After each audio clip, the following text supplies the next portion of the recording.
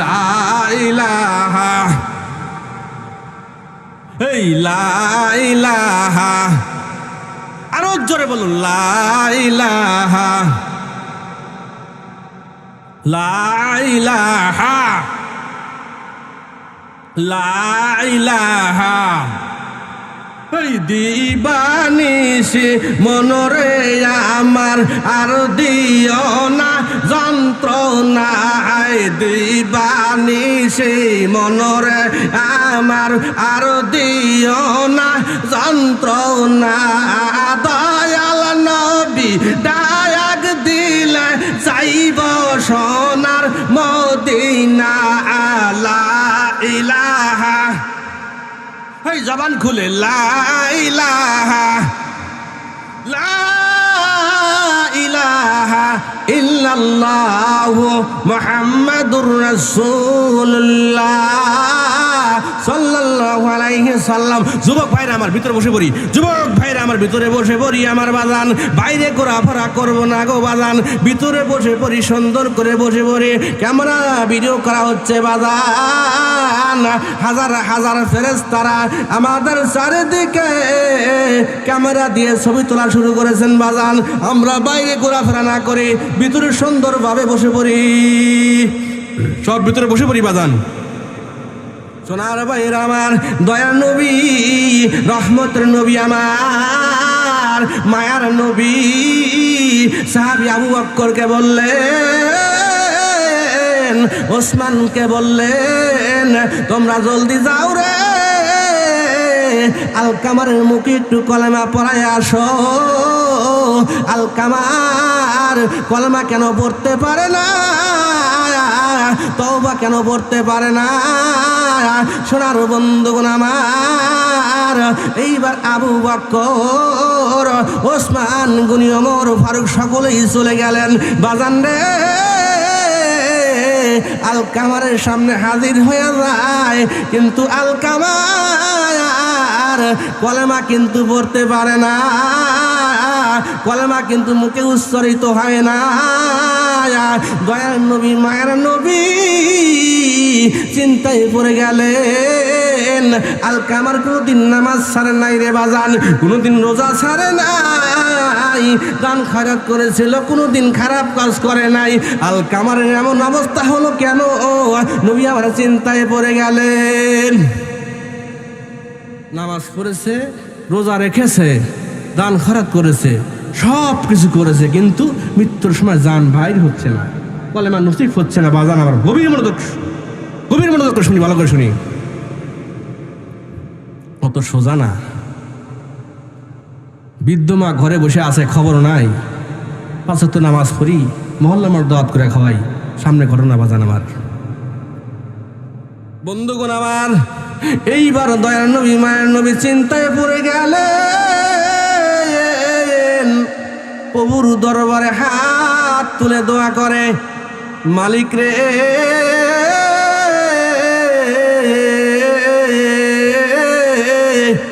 আমার আলকামার কোনোদিন নামাজ ছাড়ে নাই, কোনোদিন রোজা ছাড়ে নাই, কোনোদিন মিথ্যা কথা বলে নাই, কোনোদিন খারাপ কাজ করে নাই। আল্লাহ, আলকামারের মৃত্যুর সময় এমন কেন কষ্ট দেওয়া হয়? আল্লাহ তাআলা বলেন, জিবরাইল আমার বন্ধুরে জানাইয়া দাও, মেসেজটা দিয়ে দাও, যতক্ষণ পর্যন্ত আলকামারের মা দুনিয়াতে বেঁচে আছে, ততক্ষণ পর্যন্ত নবী তোমার দোয়া কবুল হবে না। নবী আমার মেসেজটা জানার সাথে সাথে দৌড়াইয়া আলকামারের বাড়ি হাজির হইয়া যায়। আলকামারের মা ঘরের কোনায় ডুকরা ডুকরা কান্দে। কে কান্দে? আলকামারের মা। ঘটনা বাজান রে আমার, দয়ার নবী, মায়ের নবী ডাক দেয়া কয়, আলকামারের মা, আপনি তো আলকামারের মা, আপনি কি জানেন আপনার ছেলে মৃত্যুর সময় যন্ত্রণা শুরু হয়ে গেছে, কষ্ট শুরু হয়ে গেছে, সইতে পারে না মরণের জ্বালা। আপনাকে কোনো কষ্ট দিছে নাকি? নবী আমার জিগায়, কারে জিগায়? আলকামারের মায়া চোখের পানিগুলো সেরে সেরে কান্দে, চোখ বেয়ে বেয়ে পানি পড়ে। বৃদ্ধ মহিলা হাঁটতে পারে না রে বাজান, চলতে পারে না, ডুকরা ডুকরা কান্দে, বলে নবী গো আমি 10 মাস 10 দিন গর্ভে রেখেছিলাম আলকামার, কোনোদিন কিন্তু নামাজ ছাড়ে নাই, কোনোদিন কিন্তু রোজা ছাড়ে নাই, কোনোদিন মিথ্যা কথা বলে নাই। আমার বন্ধু যেদিন থেকে বিবাহ করেছিল আমার বাজান রে, ওই দিন থেকে আলকামার আমার কথা শুনতো না।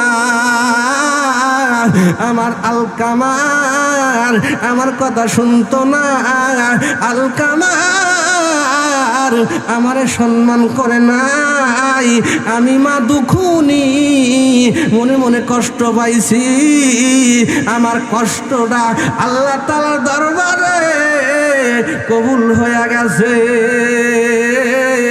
ডাকার মতো ডাকলে আল্লাহ কেমনে শোনেন না?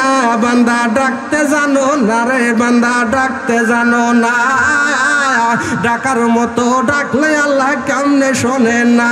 আমরা ডাকতে জানি না রে, আল্লাহ ডাকতে জানি না। ডাকার মতো ডাকলে আল্লাহ কেমনে শুনবে না? আমরা ডাকতে জানি না রে আল্লাহ। বলুন, এই ডাকার মতো ডাকলে আল্লাহ কেমনে শোনেন না? আমরা ডাকতে জানি না রে আল্লাহ, ডাকতে জানি না। আল্লাহ বলে বান্দারে তোমার ডাকার জন্য আমি আল্লাহ 24 ঘন্টা তৈরি হয়ে আছি। সবাই জোরে জোরে বলুন সুবহানাল্লাহ। বাজান খারাপ লাগে? মার সেবা করব, বাবার সেবা করব, কোনোদিন খারাপ কথা বলবো না, মাকে খারাপ কথা বলবো না।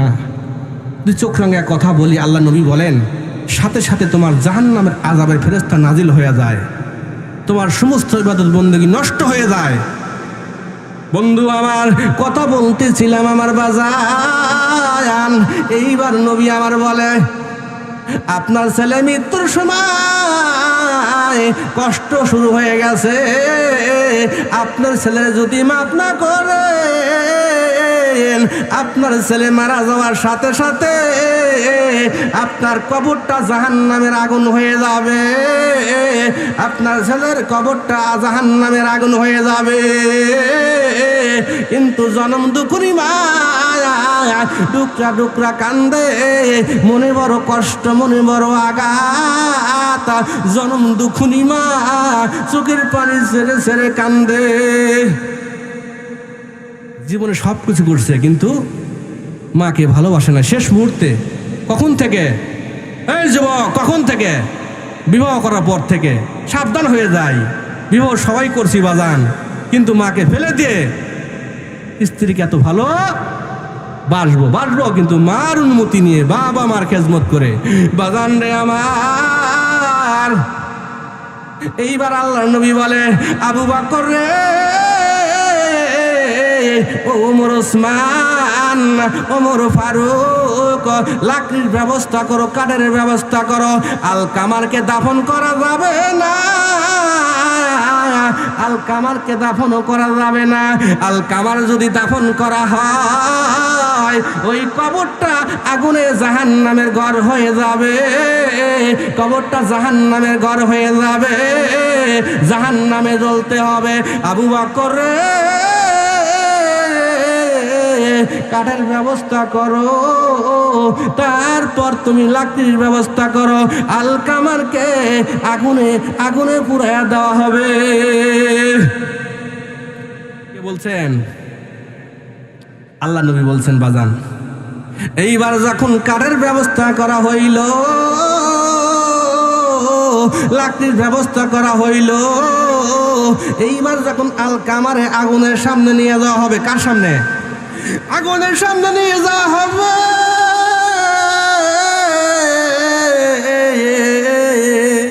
আগুনের ভিতর যখন ফেলে দেওয়া হবে বাজান, এই সময় জনম দুঃখনী মা ডুকরা ডুকরা কান্দে, বলে দয়ার নবী গো, রহমতের নবী, মায়ার নবী, আমার ছেলের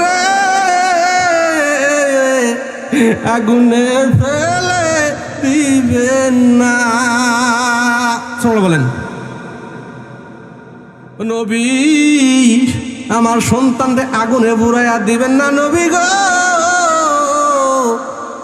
আমি দুঃখ পাইছি, কষ্ট পাইছি নবী,